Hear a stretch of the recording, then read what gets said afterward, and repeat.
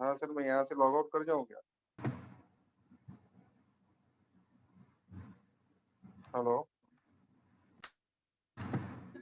अजिंक्य वो गलती से लाइव हो गया है, सो इन mute.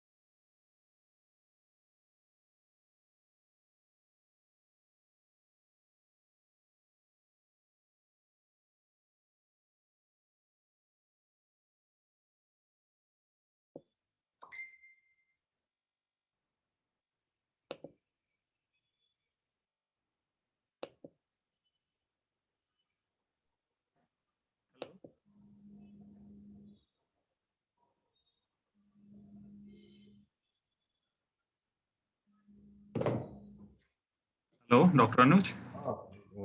Good evening. Good evening. I'm already online. Yeah. Yeah, actually we have gone online and live now, so you may keep your video closed till the next few minutes. Okay, sir. Right. Right. Okay.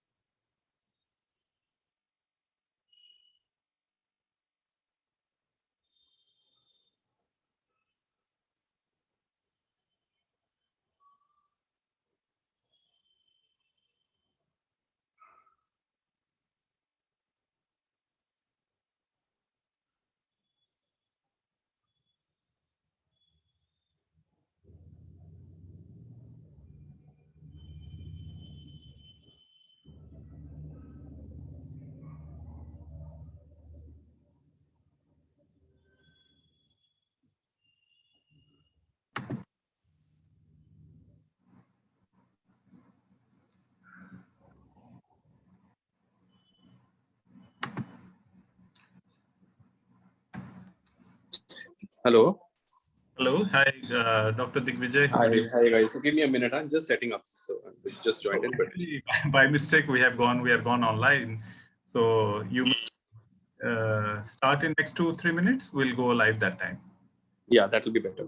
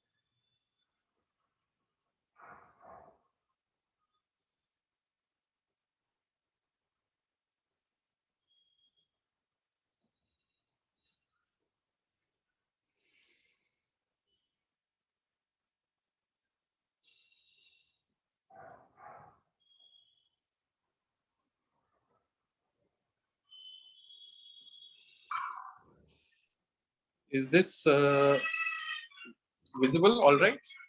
Hey, absolutely. Dr. Anuj, can you hear? Yes. Or should I Good keep evening, it sir. Good this way? evening. You are visible. You are very loud and Is clear. this better?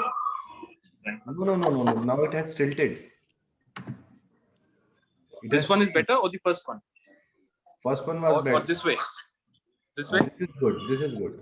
This is good. This is good. All right. Let me just keep it stable. And yeah, sorry, I'm just kind of still finishing clinic, patients around, but No issues, sir. We'll go line. let Maybe. me know when we are going live. Huh? Sure. I will tell you. Another 1 minute, 2 minutes. Actually, we're live, but we will start it in a minute. All right. So let me just look at this one second. What is it? Thursdays are actually pretty busy days for us here. Busiest of the lot. Evenings. Hi, Dr. Stogi. So, hi to you. How are you doing?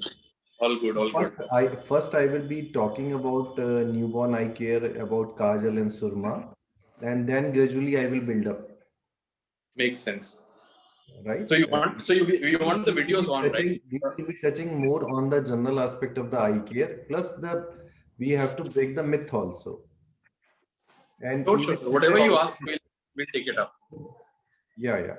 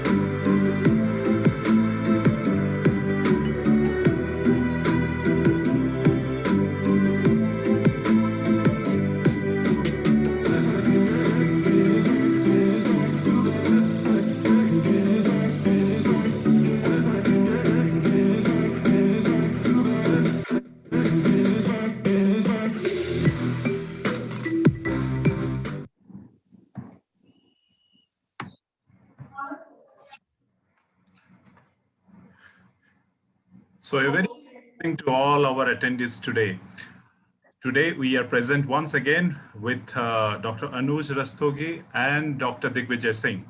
So today we are going to have a session on the most precious way we see the world is our eyes, and starting from the child birth till the time we are living in this earth, we need to see the beautiful whole world through our eyes. But many times when the children are growing up, be it at an early age of their life or when they are at their adolescent, we need to concern a lot. So today we are going to have a lot of doubt of ours get clear with Dr. Anuj Rastogi and Dr. Digvijay Singh. So when we are having these experts are with us, it's a privilege and honor to have both on board. Dr. Digvijay Singh, a pediatric ophthalmologist and a ophthalmology, neuroophthalmology, and glaucoma specialist, director and lead surgeon with Noble Eye Hospital. So today it's an extreme pleasure to have you on board, sir. So Dr. Digvijay Singh, I'm happy to receive you. And with this, I would request Dr. Anuj Rastogi, sir, to please take it forward. Thank you, Deepmanji. And you have very rightly said, vision is the greatest asset, one of the greatest asset of your child life. So it should be, that is why it should be cared for. And now, like India is also changing, and we are having more and more super specialists in pediatrics also. and today I'm feeling lucky to talk to Dr. Digvijay Singh, who is a pediatric ophthalmologist. There are very few, as right now in India, hardly there are 25 to 30 pediatric ophthalmologists. But fields are changing and things are changing. And we will take it forward and we will show you how it is changed now. The whole world is changed now. Even we are competing with the developed world, and we will see how pediatric ophthalmologist is different than adult ophthalmologist and how we can help our children through that. Good evening, Dr. Digvijay.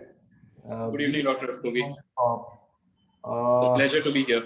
या thank you. Doctor Digvijay, ये बताइए, आजकल जैसे सबसे पहले हम newborn से शुरू करते हैं। एक नॉर्थ में एक बड़ा कल्चरल बिलीव है कि अगर बच्चे की आंख में काजल या सुरमा डालें तो उनकी आंखें बड़ी बड़ी हो जाती हैं और सुंदर लगती हैं। Do you agree with this fact? नहीं, this is just a myth. ये सिर्फ एक लोगों का वहम है। समय के साथ ऐसा बन गया है इन अ फॉर्म ऑफ ब्यूटिफिकेशन, पर एक्चुअली काजल या सुरमा आंखों के लिए रेकमेंडेड नहीं है बच्चों की आंखों के लिए। और खास तौर पे कई बार वो चीज इन्फेक्शंस कर देती है, एलर्जीज कर देती है। सो हम लोग इस चीज को रेकमेंड नहीं करते हैं। Right sir. अक्सर देखा गया है छोटे बच्चों की आंख से डिस्चार्ज होता है तो डॉक्टर उन्हें एंटीबायोटिक्स प्रोवाइड करते हैं और वो ठीक भी हो जाती हैं। तो ऐसे में जब उनकी आंखें चिपक रही हों तो उसे कैसे केयर करना होगा?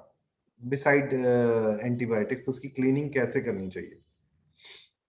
Many times children में there is a duct, जो nasolacrimal duct है, जो आंख से गले तक जाती है। हम सब ने देखा है कि अगर हम अपनी आंख में ड्रॉप डालें, if we put an eye drop, we get that bitter sensation, एक कड़वापन सा गले में आता है।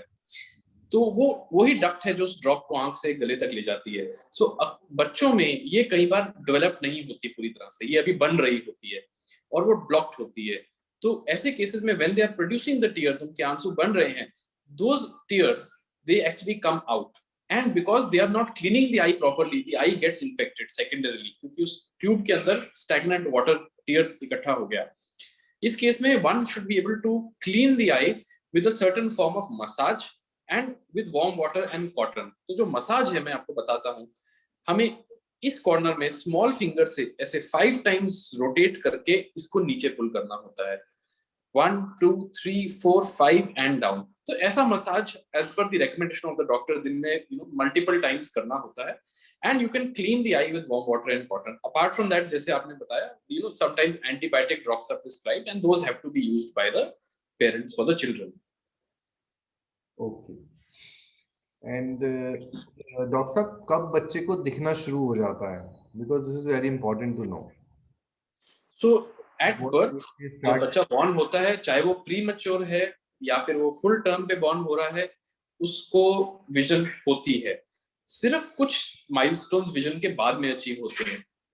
जैसे फॉर एग्जांपल बच्चों का जो प्यूपिलरी रिएक्शन है वो कई बार थोड़ा लेट आता है, या फिर बच्चों का ability to follow an object, कि कोई ऑब्जेक्ट लेफ्ट से राइट जा रहा है, वो नॉर्मली 4 वीक्स की एज पे आता है। बट विजन, बेसिक विजन बच्चे की बर्थ पे होनी चाहिए। सो अगर बच्चा बर्थ पे रोशनी की तरफ फोकस नहीं कर रहा है या किसी पॉइंट की तरफ फोकस नहीं कर रहा है, तो आपको थोड़ा सा अलर्ट होना है। बट यस, कई बच्चों में इट इज पॉसिबल दैट वो बिल्कुल बर्थ पे फोकस नहीं करें, उनको 4 वीक्स लग सकते हैं to adjust and to follow objects, जिसको हम लोग एज अ माइलस्टोन गिनते हैं। Right sir. एक आपने अभी प्रीमेच्योर बच्चों के बारे में बताया, क्या उनके अंदर भी कुछ खास ध्यान रखना होता है? जो आजकल जैसे एडवांसमेंट, न्यूनेटल एडवांसमेंट के साथ प्रीमेच्योर बच्चे काफी बचने लगे हैं। 28 हफ्ते के, 26 हफ्ते के, मतलब 6 महीने के, 7 महीने के बच जाते हैं। तो उनकी आंखों को में भी कुछ खास ख्याल रखना होगा हमें? सो यस, जो प्रीमेच्योर बच्चे हैं उनका retina, which is the back layer of the eye, अभी फुली डेवलप नहीं होता। आजकल बच्चे 6 महीने 7 महीने की एज पर भी बॉर्न हो जाते हैं, ऐसे आप बता रहे हो, because of advancement. And even 800 ग्राम के, 600 ग्राम के, 1200 ग्राम के बच्चे भी सर्वाइव करते हैं। तो ऐसे बच्चों में क्योंकि वो रेटिना डेवलप नहीं होता, उसमें एक बीमारी आ सकती है, which is called retinopathy of prematurity.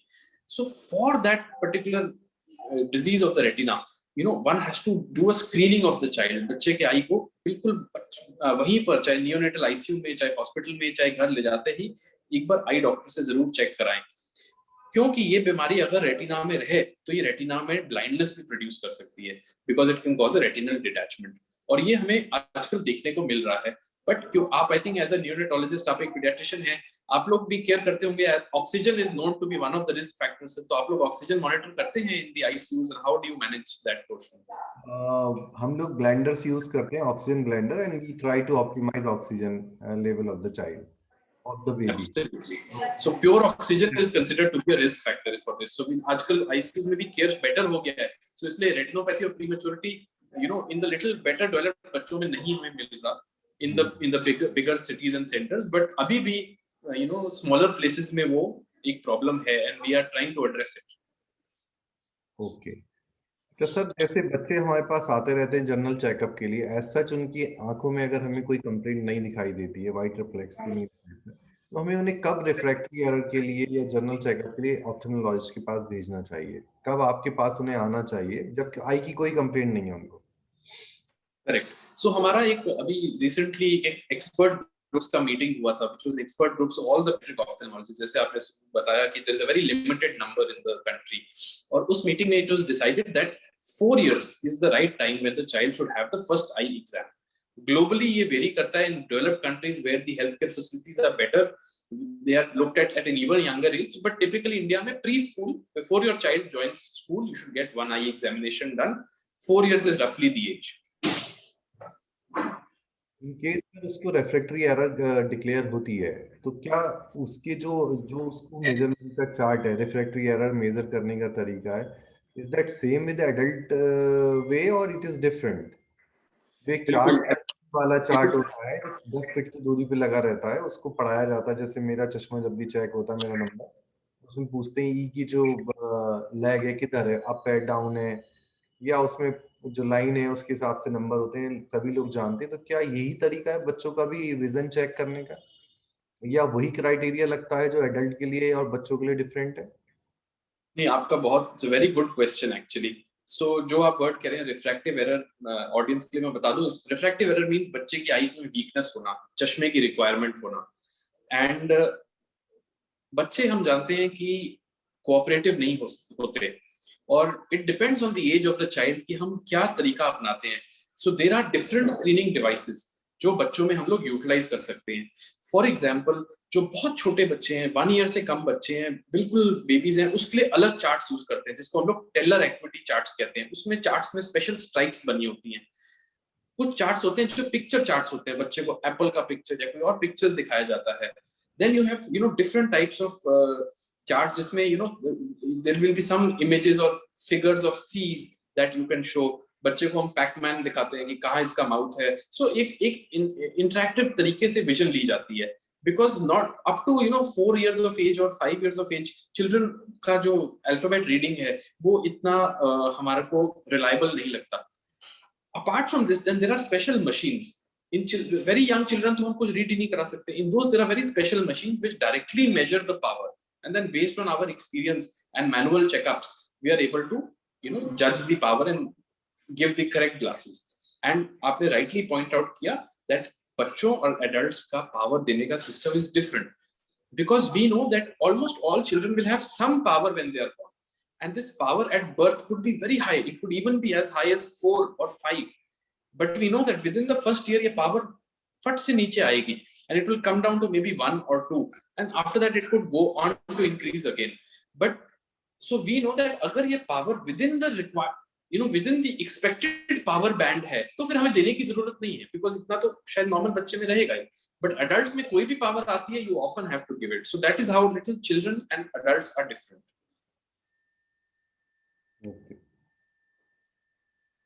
एक अक्सर ऐसा होता है कि कुछ बच्चों की जो एक आई बॉल आउट हो जाती है, या तो देखते हुए ऊपर चली जाती है, नीचे चली जाती है, जिसे स्क्विंट भी कहते हैं. एक तो बड़ा कॉमन एसोसिएशन है, जब वो पैदा होते हैं तो उनकी आंखें ठीक होती हैं, जब उन्हें बुखार खांसी या कुछ होता है तो उनकी आंख में फर्क आ जाता है, और कई बार पेरेंट्स को लगता है कि कुछ स्ट्रॉन्ग दवाई दे दी डॉक्टर ने जिसकी वजह से उसकी आंख घूम गई है. कि आप इस बारे में बताइए कुछ, क्या दवाइयों से होता है या वो कोई डिकम्पनसेट हो जाती है जो पहले से ही उनकी वीकनेस है आंखों में? करेक्ट। सो नॉर्मली जब बच्चा बॉर्न होता है तो उसकी दोनों आईज एक फ्लक्स में होती हैं, एक आपसी बैलेंस बनाने की कोशिश में होती है। सो हम लोग पहले 4 से 6 महीने में कभी स्क्विंट डायग्नोज नहीं करते, हम कहते हैं कि बच्चे को ऑब्जर्व करें। Normally after 6 months of age both eyes should be able to generate or find their balance. Now this balance is a very delicate balance because it is based on muscles which are pulling the eye in and muscles which are pushing the eye out. तो वो जो balance है, कई बार जब बच्चा बीमार पड़ता है, you know, when there is he's admitted, he's very weak or he's developed some power in the eyes, this balance can get, you know, imbalanced and squint बन जाता है, where one eye is looking somewhere and the other eye is looking somewhere else. बहुत से बच्चों में कोई specific कारण नहीं निकल पाता है स्क्विंट का, and those children, you know, will have squint from very early age, 6 months, 1 year of age के आसपास। और पर जो बाद में डेवलप होता है लेट ऑनसेट, उसका रीजन नॉर्मली कोई ना कोई रहता है, या तो वो स्पेक्स का नंबर था, कोई इलनेस हुई, कोई उसको नर्व में प्रॉब्लम आई, कोई ब्रेन में इशू आया, सो कुछ ना कुछ एसोसिएशन उसकी रहती है, तो उस एसोसिएशन को हम फाइंड आउट करते हैं and treatment is accordingly, treatment for the squints. और आप जैसे आप हैं, बहुत पीडियाट्रिशियंस हमें मेरे पास स्क्विंट्स हम भेजते हैं पीडियाट्रिक ऑप्थेल्मोलॉजिस्ट के पास, तो हम लोग पहले ये असेस करते हैं कि ये किस एज से है, पुरानी फोटोज देखते हैं और फिर जज करते हैं कि किस टाइप का स्क्विंट है और इस स्क्विंट की फर्दर हम क्या ट्रीटमेंट करेंगे। अच्छा, ये जो स्क्विंट है इसमें कॉस्मेटिक जो डिफरेंस में लगता है, उसके अलावा भी कुछ आंख में कुछ कमी आ जाती है अगर स्क्विंट को ट्रीट ना करें या लेट कर दें ट्रीटमेंट को? यस, बिल्कुल। सो लोग people tend to think that squint is only a cosmetic problem. लोगों को लगता है कि सिर्फ सुंदरता की दिक्कत है, बट एक्चुअली वो नहीं है। स्क्विंट के 2 मेजर प्रॉब्लम्स हैं जो बच्चों में प्रोड्यूस करता है। एक कि स्क्विंटिंग आई जो है वो आई वीक हो जाती है धीरे धीरे, क्योंकि ब्रेन 2 इमेजेस एक साथ नहीं देख सकता। ब्रेन ऐसा नहीं कर सकता कि मैं एक आई से कुछ देख रहा हूं और स्क्विंटिंग आई जो कहीं और देख रही है उससे मैं कुछ और देख रहा हूं, तो वो स्क्विंटिंग आई को सप्रेस कर देता है, दबा देता है, या उसको लेजी आई बना देता है, एक डिजीज कॉल्ड एम्ब्लायोपिया। तो उससे क्या होता है, विद टाइम वो आई वीक होती चली जाती है। The other problem that squint can cause is कि because दोनों आईज एक साथ वर्क नहीं कर रही, तो डेप्थ परसेप्शन लॉस्ट हो जाती है। Child is unable to find कि चीज कितने डेप्थ में है, उसके कितने मेरे से दूर कौन सी चीज है। तो दैट डेप्थ परसेप्शन या binocularity using both eyes together, that gets lost. And when that gets lost, future में in lot of problems child में फेस। ड्राइविंग में प्रॉब्लम आ सकता है कि मेरे से अगली गाड़ी कितनी दूर है, मैं कब ब्रेक लगाऊं जब वो बड़ा होगा, या फिर उसको प्रॉब्लम आ सकता है स्पोर्ट्स में बॉल कैच करने में, या डे टू डे स्टेयरकेस उतरने में उसका कॉन्फिडेंस नहीं रहता है। और ये डेप्थ परसेप्शन सिर्फ first 5 to 7 years of life में ही डेवलप हो सकता है। अगर उस पीरियड के अंदर स्क्विंट ट्रीट नहीं करते तो बाद में ये डेप्थ परसेप्शन प्रॉपर डेवलप नहीं होता, and this remains a problem for life. So that is why we recommend that squint treatment should be done early in childhood, and all pediatricians should, you know, जब भी squint मिले आप refer करते हैं हमारे पास, parents को भी awareness होना चाहिए कि अगर ऐसा स्क्विंट लगे तो जाके आई डॉक्टर से मिले। अच्छा, तो आपने ये बताया कि अगर स्क्विंट को राइट टाइम पे इलाज नहीं करेंगे तो जो स्ट्रांग आई है वो तो स्ट्रांग रह जाएगी, और जो वीक आई है या जो स्ट्रांग नहीं भी है, जो आउट हो रही है, वो वीक हो जाएगी। मतलब फिर उसके अंदर विजन जा सकता है या विजन बहुत कम रह जाएगा, तो एक बच्चे का सेंस ऑर्गन खराब हो जाएगा जिससे वो सब कुछ सीखता है, and that will be for life. तो इसके लिए मैंने देखा कुछ आप लोग पैच वगैरह यूज करते हैं बच्चे के, तो जो राइट आई है, जो ठीक आई है, उस पर आप एक पैच लगा देते हैं। बट ये आप ठीक आई पे पैच लगा देते हैं और जो वीक आई है उसके लिए तो कुछ करते नहीं। सो हम लोग जो करते हैं सर, उसमें हम एक तो ग्लासेस देते हैं। सो हम लोग स्ट्रॉन्ग आई और वीक आई को कई बार डिफरेंट पावर ग्लास देते हैं। So glasses is the first step. Second, जो हम पैच करते हैं, where we put a patch to the strong eye, we want the weak eye to see. अभी वो लेजी आई हो गया है, that eye is not seeing. So when the patch is put on the strong eye and the child is forced to see from the weak eye, तो अपने आप brain के level पे उसकी विजन डेवलप होती चली जाती है। बिकॉज विजन जो है वो एक्चुअली आई नहीं खराब हुई, वो ब्रेन लेवल पे परसेप्शन खराब हो गई उसकी, क्योंकि ब्रेन ने उसको बंद कर दिया देखने से भी, उसको अच्छा इमेज नहीं लगा, उसने उसको देखना ही बंद कर दिया। तो वो जब उसको फोर्स किया जाता है तभी वो इंप्रूव होता है। इसका मैं अक्सर अपने पेशेंट्स को एग्जांपल देता हूं कि भी जैसे मैं नॉर्मली राइट हैंडेड हूं, मैं राइट हैंड से सारा लिखता हूं। अब सपोजिंग मैं अपने आप को बोलूं कि नहीं, आज से मैं लेफ्ट हैंड से लिखूंगा, तो शायद मेरा ब्रेन नहीं मानेगा। मैं कहूंगा क्यों, बट खुदा ना खास्ता मेरा राइट हैंड फ्रैक्चर हो जाए और मेरे को स्लिंग में डालना पड़े, I will be forced to write with the left hand, तो तब मैं लेफ्ट हैंड से लिखूंगा भी और मेरी हैंडराइटिंग भी लेफ्ट हैंड से धीरे धीरे इंप्रूव होगी। सिमिलरली अगर हम राइट आई को पैच कर देंगे, जो कि बेटर आई है, for example in a patient, तो जो स्क्विंट वाली आई है वो देखेगी भी और धीरे धीरे इम्प्रूव भी होगी। तो ये जो पैच लगवा के कितने कितने समय में आप लोगों के पास आना चाहिए उसको, क्योंकि अब आई कैसे इम्प्रूव कर रही है नहीं कर रही है, ये कैसे मतलब मैंने देखा है बच्चे पैच लगा के फिर भूल जाते हैं ऑप्थेल्मोलॉजिस्ट को, वो एक ही पैच को यूज करते रहते हैं। एक्चुअली जो है आई, बिकॉज पैचिंग से हमारा जो गुड आई है उसका भी वीकनेस होने का एक थोड़ा रिस्क रहता है, स्मॉल रिस्क बट है। सो नॉर्मली हम लोग ऑलवेज पैच लगाने के बाद पहले 1 मंथ पे फॉलो अप कराते हैं, फिर 2 या 3 मंथ्स पे कराते हैं, बेस्ड ऑन कैसे कैसे विजन की साई का इंप्रूव हो रहा है। अगर हमें लगता है कि सिर्फ पैचिंग से इंप्रूव नहीं हो रहा, तो कुछ कंप्यूटर बेस्ड थेरेपीज अब आ गई हैं आजकल, जो हम यूटिलाइज करते हैं, और विजन थेरेपीज जिसको हम कहते हैं, to improve the vision of that eye और to improve the squint in that eye, some muscle exercises that we do. So so follow up is very important, ताकि eye doctor judge कर सके and to decide कि whether the patching should continue or we should change treatment or increase the patching or decrease the patching, what should happen. Because you can put patching from 2 hours a day, 4 hours a day, 6 hours a day, 12 hours a day, all waking hours. So there are different types of patching. Okay. And जो बच्चे patch नहीं लगवाएंगे तो क्या उसमें कोई drop डाल के काम कर सकते हैं, जैसे उस आंख में कुछ ड्रॉप डाल दें जो ठीक वाली आंख है जिससे वो थोड़ा कम देखे और जो कमजोर आंख है वो थोड़ा ज्यादा देखे, ऐसा कुछ करते हैं आप लोग? क्योंकि बच्चों के लिए पैच लगाना भी थोड़ा मुश्किल है। yes actually that is, हम क्या करते हैं, जो स्ट्रॉन्ग आई है उसको वीक कर देते हैं ड्रॉप्स डाल के, जैसे हम लोग डायलेटिंग ड्रॉप्स डालते हैं आई चेकअप के टाइम, बट उसका इफेक्टिविटी पैच से कम रहता है, तो हमारी प्रेफरेंस नहीं रहती। वो हम सिर्फ तब करते हैं रेयर सर्कमस्टांस में कि बच्चा बिल्कुल नहीं लगा पा रहा, सोशली कॉन्शियस हो गया है, या फिर हमें लगता है कि भी इसने पैचिंग कंप्लायंस नहीं है, तो एटलीस्ट ड्रॉप्स के बहाने फिर बच्चे के हाथ में कंप्लायंस नहीं रहती, उसको उतार नहीं सकता, चीट नहीं कर सकता, ड्रॉप एक बार डल गया तो वो आई लॉन्ग टर्म के लिए डायलेटेड रहती है, तो वीक रहती है। बट उसका ड्रॉबैक ये है कि जब हमने पैच लगाया तो चलो 5-6 आवर्स बच्चे का ये वाला आई अच्छा आई क्लोज रहा, दूसरा आई से काम किया, लेकिन जब उसने जैसे कोई अपना पढ़ाई करना है, एग्जाम करना है, कुछ सिचुएशन है, तो वो पैच उतार के राइट आई नॉर्मली यूज कर सकता है। ड्रॉप के साथ फिर वो लॉन्ग टाइम वीक रह जाती है, वीक सेट एंड वो ठीक से नहीं देख पाती, सो थोड़ा सा वो थोड़ा डिस्ट्रेसिंग भी हो सकता है बच्चे के लिए। It is so patch is preferred but drop is an alternative option. Okay sir, थोड़ा पैच के बारे में और डिटेल में बताइए, क्या डिफरेंट टाइप के पैच आते हैं या एक कॉमन पैच ही होता है? क्योंकि पैचेस अलग आते हैं, मैं आपको एक दिखाता हूँ, दिखाइए सर। सो बेसिकली जो आई पैच है वो कुछ ऐसा दिखाई देता है, इसके ऊपर कुछ कार्टून्स बने होते हैं, कुछ स्किन कलर्ड के आई पैचेस आते हैं अलग अलग कंपनीज के, पीछे ये ऐसे खुल जाता है बैंडेड की तरह, जैसे नॉर्मल बैंडेड होता है घर में, और इसको आप खोल करके आई के ऊपर ऐसे लगा देते हैं, तो उससे क्या होता है, इस आई से वो देखता रहता है ये आई बंद है, और ऊपर से हम स्पेक्स पहना देते हैं ऐसे, सो वो अंदर लगा रहता है। सो ऐसे साइजेस आता है, ये बड़ा साइज है, ये छोटा साइज है, इससे भी छोटा साइज छोटे बेबीज के लिए, सो 1 ईयर के बेबीज, 6 मंथ के बेबीज से लेकर के 10-12 ईयर के बेबीज और अडल्ट्स तक के अलग अलग पैचेस आते हैं, कुछ स्किन कलर, कुछ कार्टून बेस्ड आते हैं। आजकल बच्चों को कार्टून का शौक बना रहता है, तो उसके बेसिस पे कई पैचेस पे ऐसे दिखाते हैं आपको, ऐसे पैचेस भी आते हैं, क्लॉथ के कपड़े के पैचेस भी आते हैं, कुछ ऐसे हैं जो स्पेक्स पे लग जाते हैं, so different so based on John सा पैच उस बच्चे को कंफर्टेबल लगे, हम पैच एडवाइस करते हैं। जो पेरेंट्स हैं उनकी एक बड़ी सोच होती है, इसकी आदत तो नहीं पड़ जाएगी?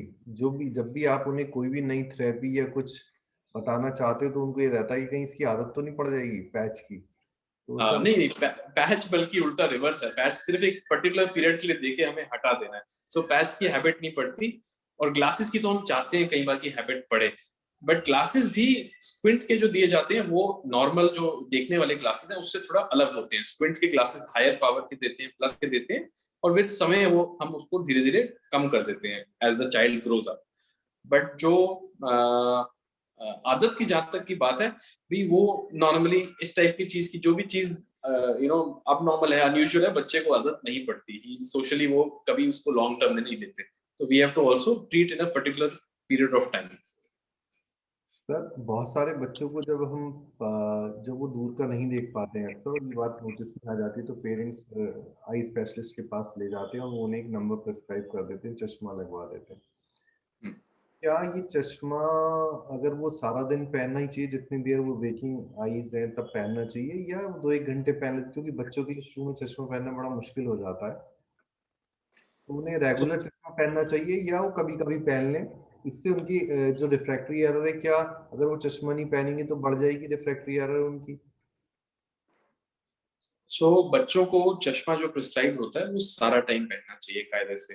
ओके। ऐसा चश्मा रेयर ही कोई होता है जो हम कहते हैं कुछ आवर्स के लिए पहनो। वो नॉर्मली 0 पावर का होगा, एंटी ग्लेयर होगा, स्क्रीन यूजेज के लिए होगा।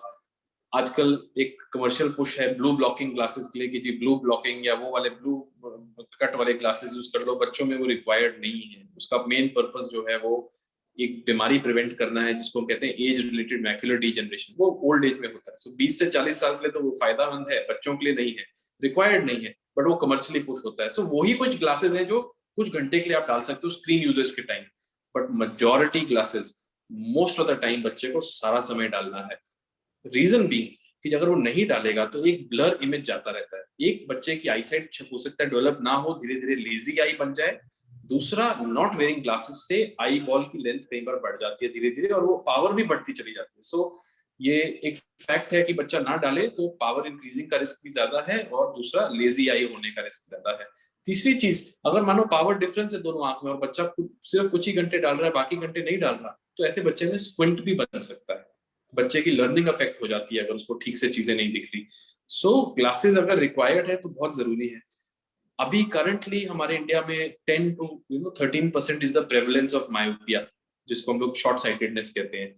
एंड वैसे WHO हैज प्रेडिक्टेड कि भी बाय 2050 50% बच्चों में ये मायोपिया रहेगा ग्लोबली। सिंगापुर वगैरह में तो 80% बच्चे ग्लासेस डालते हैं। सो ये एक प्रोसेस हो गया, ये एक चेंज हो गया है प्रोबेबली, विच इज एवोल्यूशनरी है, जेनेटिक है, कुछ लेवल पर है कि ये भी एक रिक्वायरमेंट, ऑलमोस्ट स्टैंडर्ड रिक्वायरमेंट हो गई है। सो वो जो अभी हमारी सोशल इनहिबिशंस हैं चश्मे को लेके कभी कभार, वो भी आई थिंक धीरे धीरे हट जाएंगी क्योंकि इसकी मैंडेटरी रिक्वायरमेंट्स ही हो रही है। Okay sir. सर बहुत से पेरेंट्स, खासकर लड़कियां जब थोड़ी बड़ी हो जाती हैं तो वो चश्मा नहीं लगाना चाहती, वो कॉन्टेक्ट लेंस लगाना चाहती हैं। तो आप किस एज पे कॉन्टेक्ट लेंस हम यूज कर सकते हैं बच्चों के लिए, या कॉन्टेक्ट लेंस के क्या और साइड इफेक्ट्स वगैरह हैं बच्चों के लिए? So contact lens basically referring to एक लेंस होता है थिन सा, उसको हम आई के ऊपर लगाते हैं, ब्लैक कॉर्निया के ऊपर, जिस लेंस में पावर होता है। ये I don't recommend below 15 years of age normally. कई केसेस स्पेशल लेंसेज होते हैं जो हम 1 साल के बच्चे को भी दे सकते हैं, but depending on the situation. But 15 years onwards routine बच्चों के लिए हम उसको यूज कर सकते हैं। वो भी आई वुड से कि सोशली यूज करें, एज अ रेगुलर रूटीन ना बनाएं, क्योंकि कॉन्टैक्ट लेंस लगाने के कुछ डिसएडवांटेजेस हैं। इन्फेक्शन का रिस्क बढ़ जाता है, ऑक्सीजन लेवल जो कॉर्निया को मिल रहा है वो थोड़ा कम हो जाता है, जो ड्राइनेस बढ़ जाता है। सब कुछ छोटे मोटे इफेक्ट्स हैं जो लॉन्ग टर्म यूज में आते हैं। तो बच्चों में we don't want those, but yes socially use कर सकता है बच्चा इफ रिक्वायर्ड। और बेस्ट इज की for a child it is better कि एक बार आई डॉक्टर के प्रिस्क्रिप्शन लेकर के फर्स्ट टाइम कॉन्टैक्ट लेंस बनाए, बिकॉज चाइल्ड सीख नहीं पाएगा, will not understand or she will not understand कि कैसे उसको यूज करना है, सेफ यूज मेजर्स कैसे हैं। एज द चाइल्ड ग्रोज, 18 साल के बाद, 19 साल के बाद डेफिनेटली लैसिक की ऑप्शंस अवेलेबल रहती हैं जो आप डॉक्टर से कंसल्ट कर सकते हैं, but most of the times spectacles is what you should be using. Okay. आजकल क्योंकि जो डिजिटल गैजेटरी है वो बहुत सस्ती हो गई है और इजीली अवेलेबल हो गई है, तो बच्चे हर समय गैजेटरी पे लगे रहते हैं। आप कहीं भी जाएं तो उनके हाथ में एक गैजेट होता है, वो लगे रहते हैं। तो इसके क्या साइड इफेक्ट्स हैं और क्या स्क्रीन टाइम होना चाहिए और कैसे उसे कम्बैट करें? लाइक इतना डिजिटल स्ट्रेन है, हाउ टू कम्बैट दिस? बिल्कुल, ये एक्चुअली एक बहुत मेजर प्रॉब्लम हो गया है। एक तो और कोरोना कोविड पैंडेमिक के बाद और ज्यादा, बिकॉज अब बच्चे इंडोर्स भी रहे हैं, स्कूलिंग भी ऑनलाइन हो रही है, गैजेट्स हर जगह यूज हो रहे हैं, एंड डेफिनेटली ये एक प्रॉब्लम है आईज के लिए, और हम नोटिस कर रहे हैं कि इससे आईज में प्रॉब्लम्स आ रहे हैं। कुछ प्रिकॉशंस हैं जो आपको लेना चाहिए। फर्स्ट पॉइंट तो ये है कि स्क्रीन टाइम जितना मिनिमम हो सके उतना मिनिमम होना चाहिए। स्क्रीन टाइम जितना कम रहेगा उतना बेटर है। दूसरा है, इसको एज एन इंटरवल आप लें, 15 से 20 मिनट से ज्यादा कंटिन्यूस स्क्रीन ना देखें, फिर ब्रेक लें, फिर चाहे 15 से 20 मिनट देख लें। सो एक काइंड ऑफ 20-30 मिनट्स के स्ट्रेचेस में देखें। बट स्कूल के क्लासेस के साथ आप देखते हैं कि पहले जो स्कूल में क्लासेस बच्चे खुद लेते थे, वहां पर 3-4 क्लासेस के बाद ब्रेक होती थी। अब हर क्लास के बीच में मोस्ट स्कूल्स भी, ऑनलाइन स्कूल्स भी ब्रेक दे रहे हैं, तो उस ब्रेक में बच्चा जाए, विंडो से बाहर देखे 30 सेकंड्स, आसपास वॉक अराउंड करे, स्क्रीन पे ना रहे। दूसरी चीज है कि स्क्रीन की ब्राइटनेस मॉडरेट रखें, स्क्रीन को थोड़ा डिस्टेंस पे रखें अपने से। अगर मोबाइल वगैरह है तो 33-50 सेंटीमीटर्स, मोबाइल हम वैसे रेकमेंड नहीं करते बच्चों में ज्यादा। आईपैड है, टैबलेट्स हैं, 50 सेंटीमीटर्स पे रखें, लैपटॉप 50 सेंटीमीटर के डिस्टेंस रखें, टीवीज और दूर करें। सो डिस्टेंसिंग इंपॉर्टेंट है, ब्राइटनेस मॉडरेट होना चाहिए, रेगुलर ब्रेक्स लीजिए, आईज फ्रीक्वेंटली ब्लिंक करें। बच्चे अक्सर खो जाते हैं स्क्रीन में, बिल्कुल ब्लिंक करना छोड़ देते हैं। So blinking of eyes is very important. And among the whole thing is to do more outdoor activities, तो उसको compensate करें। अगर आप कर रहे हैं स्क्रीन टाइम नियर एक्टिविटी, तो बच्चे को बोलो बाहर भी जाके एक्टिविटीज करें। और डाइट बहुत इंपॉर्टेंट है। हम रूल 20-20-20 का रूल बताते हैं कि 20 मिनट पे अगर आप ऑनलाइन बैठे तो 20 मिनट के बाद 20 फीट की दूरी पर देखें और 20 सेकंड तक देखें और अपनी आंखें पलके झपकें, जिससे कि आपको टीयर प्रोडक्शन शुरू हो और आपकी आंख ड्राई ना हो। डाइट बहुत रूल अगर याद रखें तो बहुत अच्छा रहे कि 20-20-20 रूल आपने बिल्कुल ठीक पॉइंट आउट किया। Yes sir. डाइट के बारे में कुछ कह रहे थे आप सर? डाइट क्या गाजर वगैरह खाने से बच्चे की आंखें चश्मा उतर सकता है, गाजर खाने से या विटामिन ए लेने से? और डाइट का क्या पॉजिटिव रोल है? ऐसा बहुत ही रेयर है कि स्पेक्टिकल पावर डाइटरी डेफिशिएंसी से लग रहा हो, ऐसा आमतौर पे नहीं होता है। पावर अलग होता है, डाइट अलग होता है। पर दैट सेड, डाइट बहुत इंपॉर्टेंट है आइज के लिए। आइज जो है, जो रेटिना है, जो सेल्स हैं, वो बहुत हाई डिमांड सेल्स हैं। उनको बहुत ज्यादा एनर्जी चाहिए, सारा टाइम वर्क कर रहा है। रात में हम सो भी रहे होते हैं तब भी आइज घूम रही होती हैं। रेटिनाज में कॉन्स्टेंटली एक प्रोसेस चल रहा होता है, एक सेल्स का रीजनरेशन चल रहा होता है, एक इलेक्ट्रिकल एक्टिविटी चल रही होती है। So it's a very high demand thing. तो इसका जो डाइट है, हम इसको इस तरीके याद रख सकते हैं कि ए, सी एंड ई, एस, 3 मेन विटामिन रिक्वायर्ड है। विटामिन ए जो हमारे को गाजर, कैरेट, चुकंदर, बीटरूट में मिलता है, पपायाज, मैंगोज, येलो फ्रूट्स, इनमें हमारे को विटामिन ए मिलता है। एग्स में विटामिन ए मिलता है। विटामिन सी जो है वो आंवला, सिट्रस फ्रूट्स में मिल जाता है, लेमन, ये सब चीजें इंपॉर्टेंट हैं। और ई जो विटामिन है, आलमंड्स हो गया, ग्रीन लीफी वेजिटेबल्स हो गई, फिश हो गया, तो इन सब चीजों में विटामिन ए भी आ जाता है। तो ये सारे जो डाइट है, ये बहुत इंपॉर्टेंट है रेटिना के लिए, आई हेल्थ के लिए ओवरऑल। एंड जिसकी आईज थोड़ी भी वीक है, उनके there are chances of retina becoming weak. They must take a good healthy diet. while it is not directly correlated, ऐसा नहीं है कि अच्छा डाइट लिया तो उसका चश्मा हट जाएगा या कुछ, बट अच्छा डाइट लेने से ओवरऑल आई हेल्थ अच्छी रहेगी, आई स्ट्रेन फटीग कम रहेगा, एंड बच्चे का रेटिना हेल्थ अच्छा रहेगा। So we must recommend a good diet. Other than this, आप लोग जनरल डाइट क्या रेकमेंड करते हैं बच्चों के लिए, डॉक्टर साहब?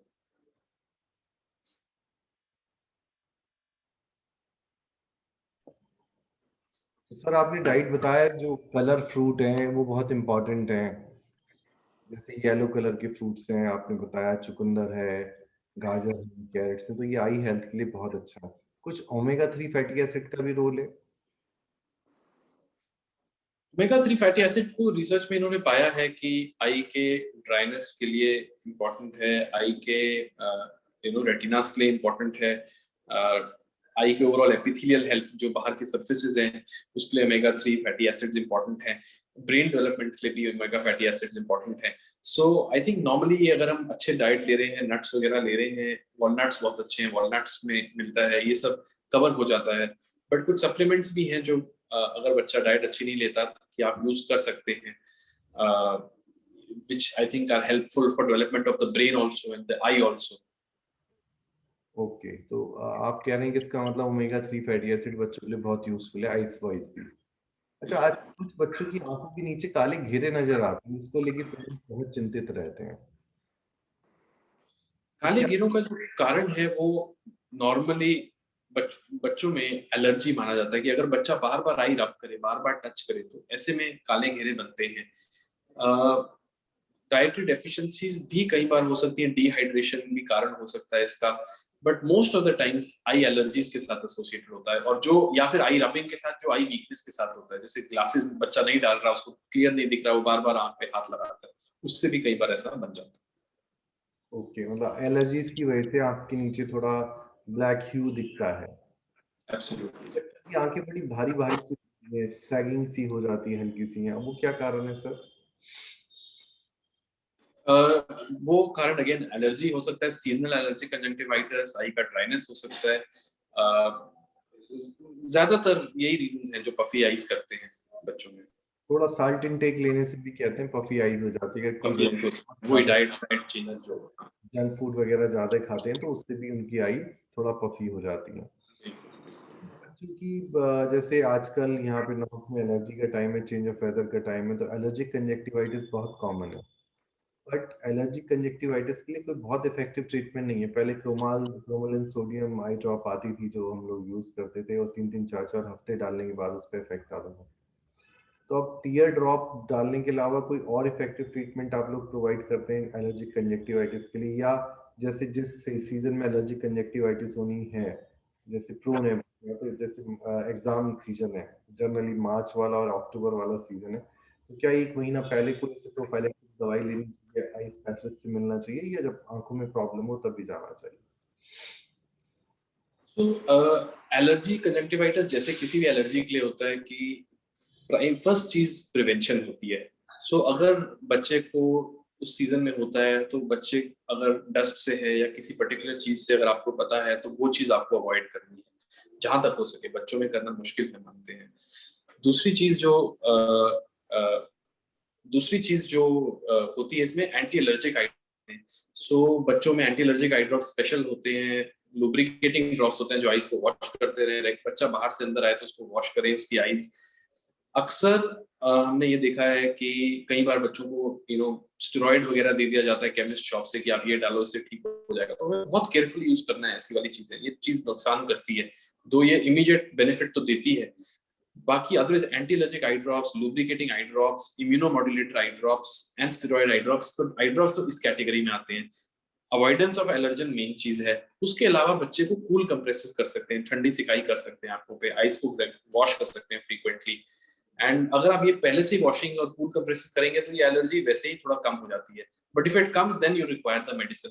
प्रोफिलैक्टिक दवाई हम सिर्फ तभी कहते हैं किसी को बहुत रिपीटेड हर सीजन में आ रहा हो, तब हम कहते हैं कि हाँ पहले से दवाई शुरू कर लें। क्या ये आई एलर्जीज की वजह से कुछ रिफ्रैक्टरी एरर भी डेवलप हो जाती है, कुछ चश्मा वगैरह लगाने की जरूरत भी पड़ जाती है? रिपीटेड रबिंग, अगर बच्चा रिपीटेडली रब करे अपनी आईज तो ऐसे केसेस में सिलेंड्रिकल नंबर या एस्टिग्मेटिज्म नंबर आ जाता है बच्चों में कई बार। ओके। अच्छा, जैसे बच्चों को ना पतंग उड़ाने का बड़ा शौक है, तो क्या पतंग उन्हें उड़ाते हुए धूप की तरफ देखते हैं तो वो सही आदत है, या उन्हें कोई चश्मा लगा के पतंग उड़ानी चाहिए? आई मीन ग्लास लगा के पतंग उड़ानी चाहिए, इस बारे में बताइए। जो सनलाइट की तरफ देखना अच्छी is not a good idea at all. बच्चों को अगर ऐसा पतंग उड़ाना है, कुछ उड़ाना है तो एक तो धूप की तरफ से नहीं, अपोजिट डायरेक्शन में देखना चाहिए। शाम का समय अच्छा समय है। स्पेशल ग्लासेस डालना है अगर आप ब्राइट सनलाइट में पतंग उड़ा रहे हैं। वैसे हमारे eyes are made in such a way that they protect themselves. Indian eyes जो है, हमारे इंडियन लोगों की, भारतीय लोगों की आईज डार्क पिगमेंटेड है, तो वैसे वो काफी सारी लाइट को तो अब्सॉर्ब कर लेती हैं। दूसरी चीज जो हमारी आईज है उसके प्यूपिल्स होते हैं जो छोटे हो जाते हैं तेज धूप में, कहीं ना कहीं खुद को प्रोटेक्ट तो करता है, बट आप डायरेक्टली सन की तरफ ना देखें, वो चीज आईज के लिए डैमेज कर देती है रेटिना को। क्या उसमें अल्ट्रावायलेट रेज डैमेज कर देती हैं, क्या हो जाता है, या ब्लू लाइट उससे जो निकलती है वो डैमेज कर देती है? इट इज नहीं, उसका जो अल्ट्रावायलेट रेज है वो डैमेज कर देता है। ब्लू लाइट्स भी डैमेज करती है, बट बेसिकली वायलेट और अल्ट्रावायलेट साइड की जो लाइट्स हैं वो प्रॉब्लम क्रिएट करती हैं। बट ब्लू लाइट्स जो है, नॉर्मल जो विजिबल स्पेक्ट्रम की ब्लू लाइट्स हैं, वो कोई इमीडिएट डैमेज नहीं करती। वो ओवर वेरी लॉन्ग टर्म हम करें तो पॉसिबल डैमेज है। बट जो अल्ट्रावायलेट है वो शॉर्ट एक्सपोजर भी, आपने 1 मिनट 2 मिनट भी धूप में सीधा देख लिया सूरज की तरफ तो वो डैमेज कर देती है। ओके, तो दिस इज वेरी इंपॉर्टेंट, सूर्य की तरफ ना देखें। जबकि जनरली हमारे इधर या नॉर्थ में टेंडेंसी है कि जब ग्रहण पड़ा हो तो सूर्य की तरफ ना देखें, बट आपकी बातों से मुझे लग रहा है कि कभी भी सूर्य की तरफ डायरेक्ट ना देखें। नहीं देखना चाहिए। और ये ग्रहण के समय जो कहते हैं, ग्रहण के समय भी इसलिए कहते हैं क्योंकि क्या है कि नॉर्मल विजिबल लाइट तो ब्लॉक हो जाती है, लेकिन अल्ट्रावायलेट लाइट तो आ ही रहा है सन से, तो हम आराम से देख पाते हैं। हमारा प्यूपल भी कंस्ट्रिक्ट नहीं होता है, वो भी चौड़ा रहता है और ज्यादा अल्ट्रावायलेट मिलेगा। और वो और लाइट अंदर घुस जाती है, डैमेज हो जाता है। ओके, तो अब जैसे इस समय होली का सीजन भी आने वाला है और बच्चे कलर वगैरह यूज करते हैं, तो ऐसे में कैसे बच्चों की आंखों को प्रोटेक्ट करा जाए? सो होली के टाइम हमारे पास बहुत बच्चे आते हैं जिनके आईज में कलर चले जाता है, केमिकल्स चले जाते हैं. One has to be careful. देखिए, एक तो पहली बात है, अगर आप यूज करें तो आप कोशिश करें कि ऑर्गेनिक कलर्स से प्ले करें. ऑर्गेनिक कलर्स कम से कम आईज को बहुत ज्यादा डैमेज नहीं करते हैं. जो केमिकल बेस्ड कलर्स हैं, जो अल्कलाइन कलर्स हैं, वो आईज को ज्यादा डैमेज करते हैं. केमिकल बर्न तक कर देते हैं आई की सरफेस को. सो एक चीज, होली के टाइम अगर हो सके तो ऊपर प्रोटेक्टिव चश्मा डाल के करें. अब तो कोरोना में हर किसी ने देख लिया प्रोटेक्टिव चश्मे, तो एक अच्छा आइडिया है. नहीं तो आप इमीडिएटली आंखों को वॉश करें. अगर कलर अंदर चले गए आंखों के अंदर, खुले पानी में खूब सारा पानी यूज करके, और अपने नियरेस्ट आई डॉक्टर से एक बार मिलें. क्या आई के अंदर छोटी मोटी इरिटेशन भी बहुत बड़ी प्रॉब्लम बन सकती है? छोटी मोटी इंजरी भी बहुत बड़ी प्रॉब्लम बन सकती है? बिल्कुल, कई बार सबसे छोटी इरिटेशन हमने देखा है, कॉर्निया के ऊपर कोई प्रॉब्लम हो जाए, जो ये काली पुतली है वो आई का कॉर्निया पूरा इन्फेक्ट कर सकती है, गला भी सकती है. आमतौर पे हमारे ह्यूमन बॉडी ऐसे बनी है, सिमिलरली ऑर्गन सारे ऐसे बने कि वो अपने आप को कहीं ना कहीं प्रोटेक्ट करते हैं, अपने आप को ठीक भी कर लेते हैं. बट बच्चों के तौर में आई वुड से इट्स ऑलवेज बेटर कि आप जाके एक बार दिखा लें, क्योंकि बच्चा एक्सप्रेस नहीं कर पाते कई बार कि एग्जैक्टली क्या हो रहा है. और वो कोई ना कोई आई डॉक्टर एक बार देख ले तो बेटर है. ऐसा मेरे पास बहुत बच्चे आते हैं जिनकी आई में कोई ना कोई फॉरेन बॉडी, कोई ना कोई एक्स्ट्रा पार्टिकल बहुत समय से, 2-3 हफ्ते से रहता है, और वो इरिटेट हो रहे होते हैं. वो पेरेंट्स को लगता है अभी पता नहीं क्यों, और कहीं और दिखाया भी है और नॉर्मल जगह मिस हो जाता है. तो हमारे पास स्पेशल इक्विपमेंट होता है जिससे हम आईज को देख सकते हैं, and we are able to remove those particles. So it is always good कि अगर परसिस्टेंट कोई प्रॉब्लम, इरिटेशन हो रहा है बच्चे को कुछ मिनटों से कर रहा है या कुछ आधा एक घंटा, तो आप जाके जरूर दिखाएं. जैसे जिस समय बच्चे को एकदम फॉरेन बॉडी गई है, कोई तिनका चला गया उसकी आंख में, कोई बाल चला गया, तो इमीडिएटली डॉक्टर तो एकदम नहीं मिलेगा और एकदम समझ में भी नहीं आता किस डॉक्टर के पास जाएं, कैसे जाएं. उस समय एक प्राइमरी इमरजेंसी मैनेजमेंट क्या होना चाहिए पेरेंट्स के द्वारा अगर बच्चे की आंख में कुछ गिर गया? तो पहली चीज तो बच्चे को प्रिवेंट करें कि वो आंख को बहुत ज्यादा मसले ना या मले ना. ही शुड नॉट रब टू हार्ड, नहीं तो अगर कोई चीज है वो और अंदर जाएगी. दूसरा, बच्चे को आप लेटा करके आईज को वॉश करें अच्छे से. अगर बच्चा स्प्लैश करा अलाउ करेगा जैसे, तो it is still not very preferred. Means correct means है उसको लेटा करके एक पेरेंट हल्का सा आंख खोले और दूसरा पेरेंट या तो किसी कटोरी या किसी से उसमें वाटर का थोड़ा सा रेगुलर फ्लो डाले. बट उसके बावजूद आप एक बार खुद देखें कि उसके अंदर कुछ आपको विजिबल तो नहीं हो रहा, कोई बाल, कोई लैश या कुछ और ऐसी चीज. But still it is still a good idea. मैं फिर बोलता हूँ कि आप जाकर के जरूर या तो अपने नियरेस्ट पीडियाट्रिशियन को दिखाएं जो एक बार उस पर नजर मार सकता है, नहीं तो आप किसी आई डॉक्टर को दिखाएं. राइट. एंड जो लैसिक के बारे में आप बताए थे, लैसिक लेजर, वो 18 साल के बाद करना चाहिए.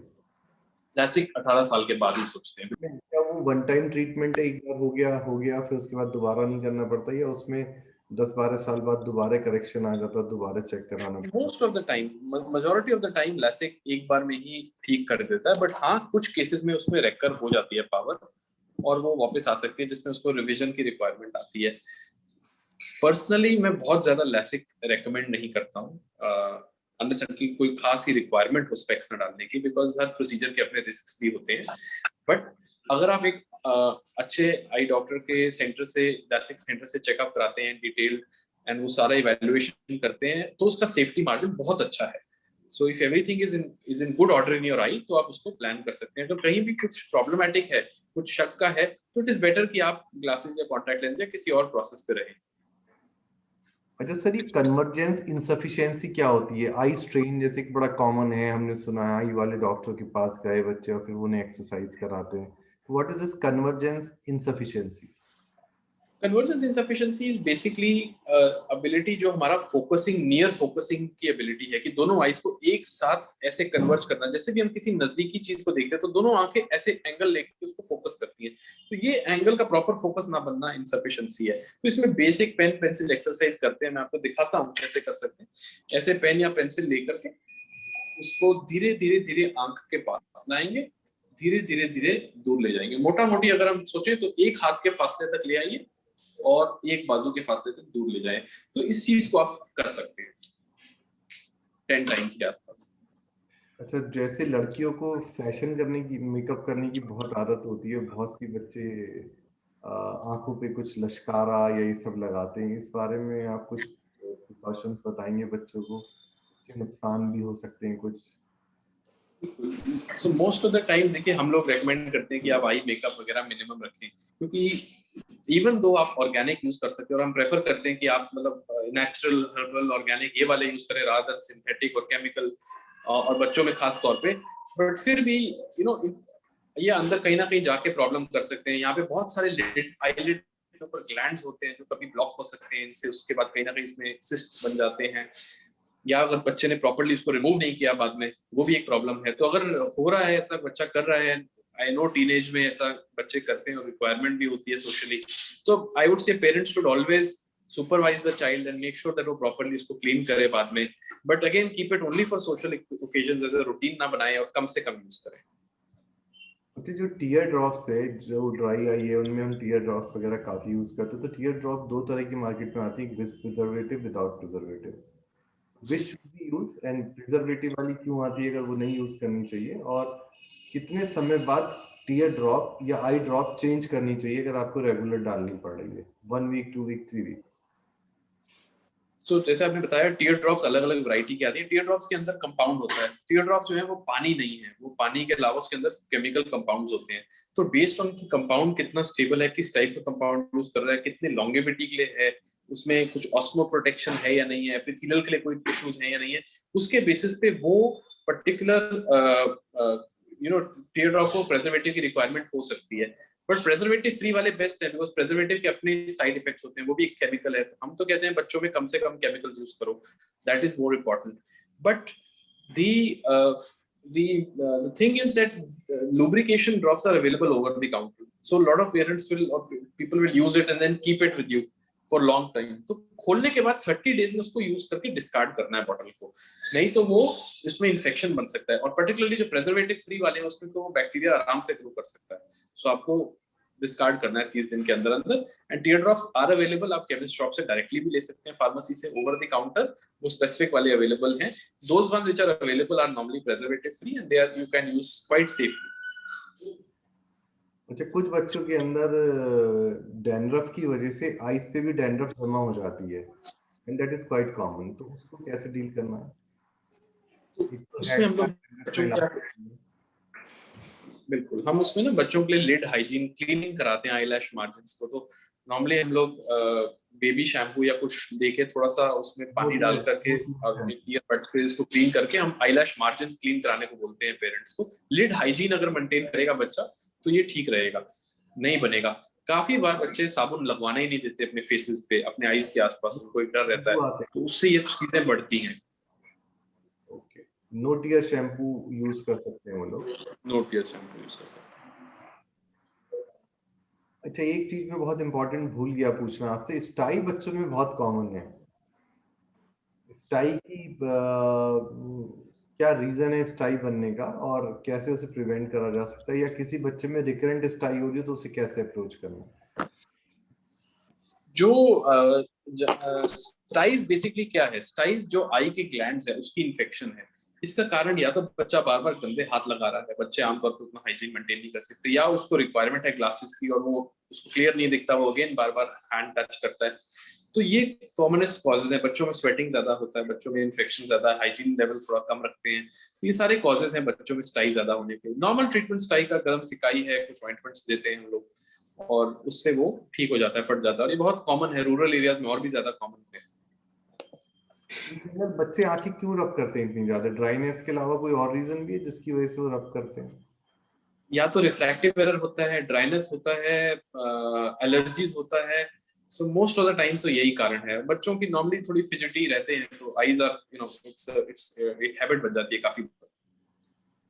क्या गर्म पानी की सिकाई से पलकों की क्या ड्राइनेस थोड़ी कम हो जाती है? कहते हैं उससे टीयर्स ज्यादा बनते हैं। अगर थोड़ी 5 मिनट की अगर गर्म पानी से सिकाई कर दें पलकों की, तो उसमें टीयर डक्ट जो है वो डक्ट जो है वो ओपन हो जाते हैं और टीयर बनने लगता है। थोड़ा ड्राई आई में फायदा होता है। यदि अगर आपको एलर्जी कारण है क्योंकि ड्राइनेस का, तो एलर्जी बढ़ जाएगी, वो ठंडी सिकाई चाहिए। बट आप बच्चे की आईज को अदरवाइज क्लीन रखें, हाइजीन मेंटेन रखें, मेक श्योर बच्चा सोप लगा के क्लीन करे, तो उसी में ठीक रहता है। थोड़ा बहुत तो हर बच्चा रब करता है नींद के टाइम, स्लीप के टाइम, उतना नॉर्मल है। बट अगर बच्चा परसिस्टेंट रबिंग कर रहा है तो फिर एक बार जाकर दिखाना चाहिए किसी डॉक्टर। और जो क्या कोविड से भी आई इन्फेक्शन हो जाता है? कोरोना से आई इन्फेक्शन हो जाता है? कोरोना से भी आई इन्फेक्शन हो, कोई आई कोरोना से आई इन्फेक्शन होता है, रेड आई बनता है। पिंक हाँ, आई? वो कंजंक्टिवाइटिस टाइप का रेड आई बन जाता है कोरोना से। रेयर है, बहुत रेयर है, बट ऐसा पॉसिबिलिटी है। उसको हम लोग as a normal routine symptomatic, जैसे नॉर्मल कंजंक्टिवाइटिस बनता है उस टाइप का ही ट्रीट करते हैं, वायरल कंजंक्टिवाइटिस की। डॉक्टर दिग्विजय, थैंक यू, आपने हमें बहुत हम तो बच्चों को रूटीन देखते रहते हैं, so we are always welcoming. हम सारे पेरेंट्स के questions, you know, always we are welcoming. So अब लास्ट में आप 2 टिप दे दीजिए कि आंखों की सफाई कैसे करनी है। क्या एक ही तौलिए से सभी लोग अपनी आंखें साफ कर सकते हैं या डिफरेंट टॉवल यूज करने चाहिए? मदर का अलग, फादर का अलग, बेबी का अलग। थोड़ा एक जनरल गाइडलाइन दीजिए, आंखों की सफाई कैसे करनी है। और कई बार आंखों में पानी जा रहा होता है तो कैसे पूछना है। एक जनरल आई हाइजीन और लिड हाइजीन ये बता दीजिए। सो आई थिंक, हाँ, at the and I will say कि हाइजीन बहुत जरूरी है। आई थिंक पूरा क्रक्स ऑफ द मैटर है कि hygiene is the first thing that will prevent lot of problems in the I. Towels common नहीं होना चाहिए, टॉवल्स की रिक्वायरमेंट भी नहीं है नॉर्मली आई हाइजीन के लिए। You can use clean tissues, clean handkerchiefs ले सकते हैं, बच्चे का अलग टॉवल रखें। Washing is important, soap you should be using around that area. No tears shampoo, जैसे मैंने बताया, आप यूज कर सकते हैं अगर बच्चे का हाइजीन खराब है। बट अगर रेगुलरली, नॉर्मली, रूटीनली बात के टाइम बच्चा अच्छे से धुलेगा तो दैट इज गुड इनफ। जिस बच्चे में कोई स्टिकीनेस है, एलर्जी है, कुछ है, उसमें हम लोग फिर वाटर एंड कॉटन या किसी सॉफ्ट क्लॉथ के साथ क्लीन करते हैं। But yes, you should not be sharing. और दो बच्चों में भी आपस में शेयर नहीं करना चाहिए। हर एक का अलग बैक्टीरिया होता है स्किन और आईज पे, ओके। तो ट्रांसमिट, क्रॉस ट्रांसफर नहीं होना चाहिए। अगर घर में किसी एक व्यक्ति को पिंक आई हो जाए या कंजक्टिवाइटिस हो जाए तो बाकी लोगों को कैसे बचा सकते हैं? उन्हें सबको ड्रॉप डालें, आई ड्रॉप, जो बाकी बचे हुए हैं, या कुछ और कर सकते हैं? नहीं, हमें कॉन्टैक्ट प्रिकॉशन मेंटेन करना है, हाथ धोते रहना है, जैसे हम लोग अभी कोविड के टाइम करते हैं। उसको टॉवल कॉमन नहीं शेयर करना, पिलो कवर्स कॉमन नहीं शेयर करना। ये कंजंक्टिवाइटिस एक दूसरे की आंख में देखने से नहीं होता, ये किसी ना किसी के कॉन्टैक्ट के थ्रू ट्रैवल होता है। या तो उसने हाथ, अपना आई रब किया, इन्फेक्टेड आई, फिर उसने आपसे शेक हैंड कर लिया, या आपको कोई चीज पकड़ाई, आपने अपना आंख रब कर दिया, तो वो आपके पास वायरस चले जाएगा। सो आपको बस वो चीज प्रिवेंट करना है कि वो रूट ना बने ट्रांसमिशन का। और आई थिंक वो जैसे आपने बताया भी, वो you know, if you don't share, if you maintain hygiene, तो उससे वो ठीक रहेगा। आई ड्रॉप्स भी सब देते हैं हम लोग, बट प्रिवेंटिव उतना नहीं होता है। वायरल इन्फेक्शंस में तो आप जानते हैं कि you require more of this contact precaution. Thank you sir, thank you. आपने सभी टॉपिक्स पे मैं जितना जर्नल पूछ सकता था आपने सभी के बारे में बताया, और इससे हमारे पेरेंट्स को बहुत ही फायदा होगा। So, Dr. Anuj, with this, we have also received a couple of questions from the parents. And though we are covering major with the children, but the adults are also keen to know what about them. So, one of the question come, maybe that gentleman is driving a lot, and at times when they drive, they also get the eye gets tired, and sometimes that creates some allergic kind of experience. Any advice, Dr. Digvijay? So I think driving is again like you must blink your eyes frequently. We tend not to blink, and then you can use lubricant eye drops. Don't keep the AC blower right on your face. Mirror भी अगर गाड़ी का है तो उसको Midway से ऊपर close रखें ताकि हवा सीधा फेस पे ना लगे. So these precautions will, you know, help out, and you can use glasses in the sunlight. Nice. That is going to help all of us, even for the kids. Now, Yes. there is a question. Funny. At times, the kids do prank by pulling the eyeballs to the center. Will it affect the eye? No, it does not affect the eye. They're able to do that temporarily or transiently. It is more of a myth कि उससे वहीं फंस जाएगी आंख. But that said, it's not something that you should, you should advise the children not to do it, because that can, create unnecessarily pain sensation for them later. Okay, nice. So there is a question from a mom. He's saying, I suspect my 10-year niece, has squint. As of now, there is no non-cosmetic problem. Could it be genetic, as her grandfather too has squint? What could be the remedy? the Squint. So there are genetic involvements in squint when genes involved होते हैं. It's not necessary that it has to be genetic, but there is a high chance. So if there is a family history of squint, then you should get your children checked. Okay.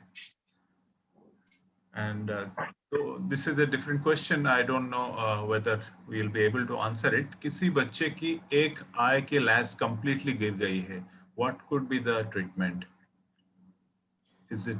In that case, maybe there was a cataract or some surgery and the lens was put inside. या तो वो उस चीज को explain कर रहे हैं या फिर वो पलक की बात कर रहे हैं जिसको हम ptosis कहते हैं, drooping eyes. I'm exact clarity नहीं आ रहा मेरे को, but either of the two ये manageable है. इसका procedure होता है, इसको ठीक किया जा सकता है. Eye doctor से मिलें. Wonderful, Dr. Digvijay. I believe this is going to be a helpful bite for them. And the question, please recommend any lubricant eye drop. I think very specific question. Lubricant eye drops are available over the counter. Carboxymethyl cellulose के drops होते हैं. Those you can get over the counter also. Refresh Tears, for example, is one which is a preservative-free eye drop. You can use that. Right, sir. I think you could answer quite a lot of questions. And the best part is when Dr. Anuj Rastogi sir is addressing you, his modesty is very high because he sees plenty of children who comes, be it neonatal or maybe at their adulthood. The questions are very appropriate and I'm sure it is going to help all of us. Under this platform of I'm the Best Mom and Cover Story Cover Page, we are covering various topics which are of great interest to all of us, be it pertain to the mother or child. Let it be with at the time of pregnancy, how to carry the pregnancy and with the most happiest manner, or let it be with eye health as we could cover today, or when the child is in fever or coughing, or maybe showing some tantrum or hyperactivity. So with this platform Cover Page, Cover Story with Dr. Anuj Rastogi, we have been reaching out to the experts in India and giving great solution. So please continue attending this evening session, and the same will be available on I'm the Best Mom website and the social media. And do keep on posting your queries, which we will be taking up in maybe subsequent sessions. So it's an honor to have you, Dr. Digvijay sir, and Dr. Anuj Rastogi sir. Thank you once again for your beautiful set of questions. Thank you, Deep. Thank you, Dr. Rastogi. Yes, I think those questions are very appropriate. Yeah, thank you. Bye. Thank you so much. Thank you, attendees. Thank you.